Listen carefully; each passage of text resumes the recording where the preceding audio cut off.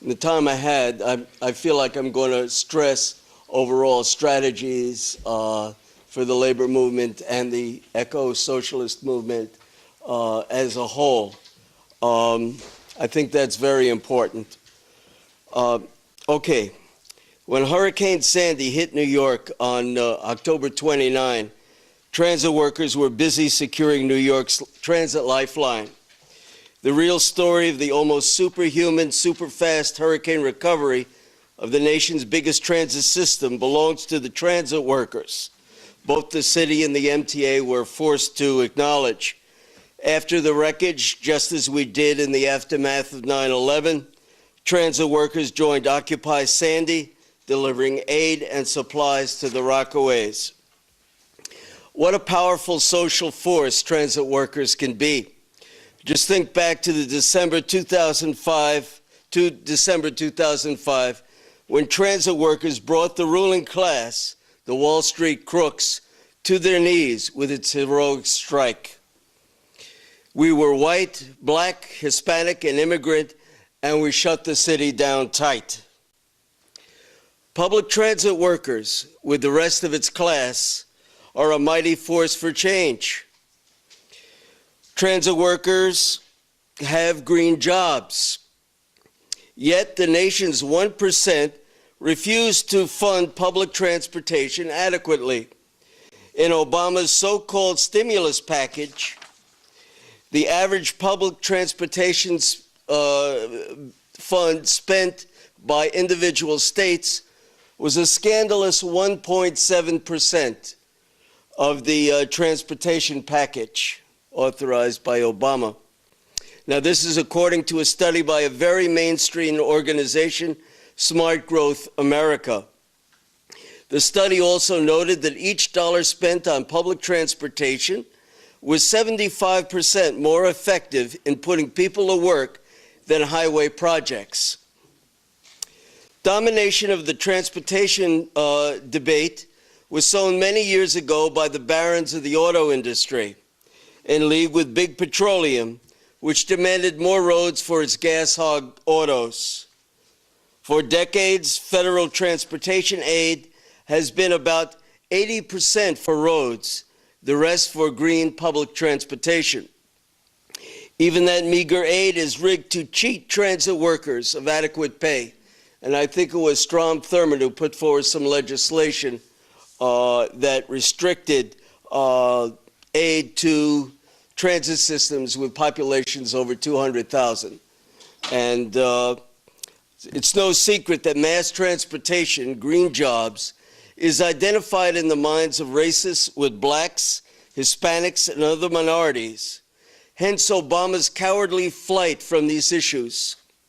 Not to mention Obama's failure to address the vast environmental racism endured by minorities in this country. Obama's budget projects a minuscule $2 billion in research, not for the actual production of alternate energy, over a period of 10 years, just for research. How will it be funded? It will be funded by Obama's expanded oil drilling. Obama brags that under his watch, drilling has expanded at a greater pace than ever. This as the earth is being destroyed and poisoned. Obama, whose socialist action opposed from the start, is the earth's pallbearer. The Democrats are no less the assassins of our planet than George Bush and the nuts of the Tea Party. Socialist Action has proposals for the nationalization of oil, gas, and coal giants. Sure we do. But our strategy is based on more than issuing proclamations and legislative goals. It is based primarily on the militant mobilizations of our class for climate justice. I say, seize this moment. Use mass unemployment and dread over climate change to demand a federal, not private, Emergency Energy Reconversion Act tied to job creation, actually producing and installing alternate energy equipment that use wind, solar, and water turbines. Obviously, the rulers will react with fury to such proposals. Yet it's only a necessary first step towards climate justice and saving our planet. When the U.S. entered the war in December 1945, auto production ceased and only war material was made. The GDP doubled in 3 years, bringing capitalism out of depression and gave workers jobs. Since then, a lot of productions relied on war making, and we say cease all war production and shut down the Defense Department. The GDP at that time doubled in 3 years, bringing capitalism out of depression. Back then, it was to produce the machines of death, and this time, let's use them to produce the tools for life.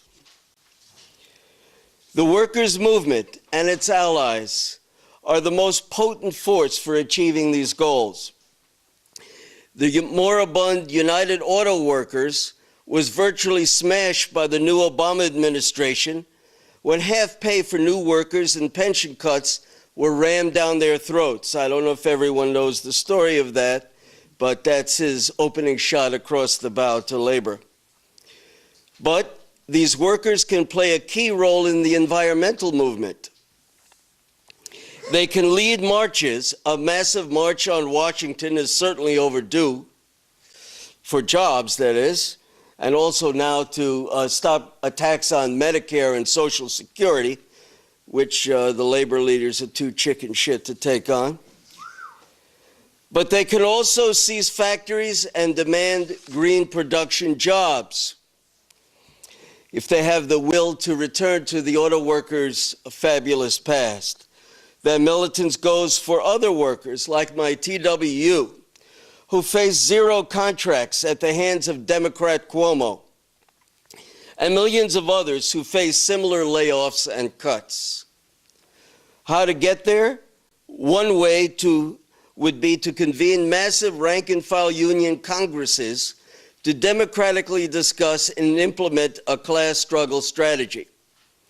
That will require, in most cases, the construction of rank-and-file movements that will ultimately overthrow the current bunch of bureaucrats that remain tied hand and foot to the Democratic Party. That would entail breaking with the Democrats and the formation of a new class struggle labor party, one that will fight, finally, in our own interests.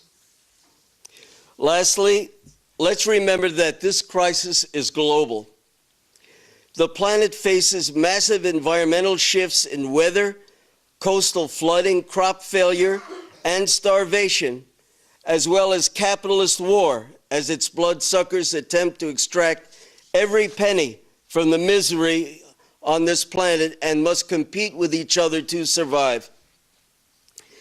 The need for worker internationalism has never been greater. In October, I traveled to Haiti and visited with sweatshop workers in Port-au-Prince, organized by Bataille Ouvrière, or Workers' Struggle in English. There, workers slave in international textile assembly plants for $3.50 a day, not an hour, but $3.50 a day. As Haiti's U.S. puppet, President Michel Martelly says, quote, Haiti is open for business, end quote. Enforcing this hell on earth is a U.S.-led UN occupation that has killed without mercy and, as 2 scientific studies have shown, brought a cholera epidemic by dumping human waste in a river. The epidemic has killed more than 8,000 Haitians and continues to do so. An environmental disaster on top of disasters. In 2010, Obama cynically used a horrific earthquake to militarily reoccupy Haiti. Some of us protested right here in New York. Now, one of the occupation's many crimes, this one approaching genocide, is the fact that cholera is easily treatable. Clean, available water is what's needed, and medical assistance, which only the Cubans have been consistent in providing. On top of this, Hurricane Sandy, and we know the environmental implications of all of these storms, Hurricane Sandy devastated Haiti once again, killing over 50 people.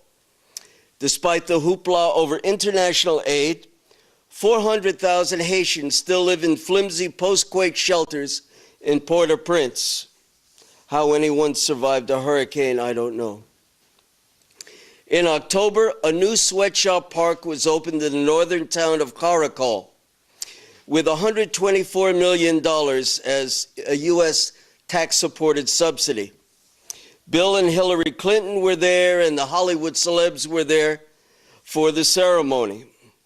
What went unsaid was that 300 peasants lost their land in what is considered a fertile, ecologically fragile region. The nearby port at Fort Liberté is Haiti's only UN-designated ecologically, quote, protected area. These horror stories are similar to others in the third world. Links accompanied by active solidarity with worker and peasant organizations must be made. Struggle alone will save our planet. There is no hope under capitalism, as many of you here understand. The short-term solutions are no solutions. Building eco-socialist revolutionary parties worldwide is essential to that task. Revolutionary parties not merely complete revolutions, obviously their task, but also suggest intermediate or transitional strategies to develop mass movements to turn around the climate crisis. And as always, we say, workers of the world unite. Thank you.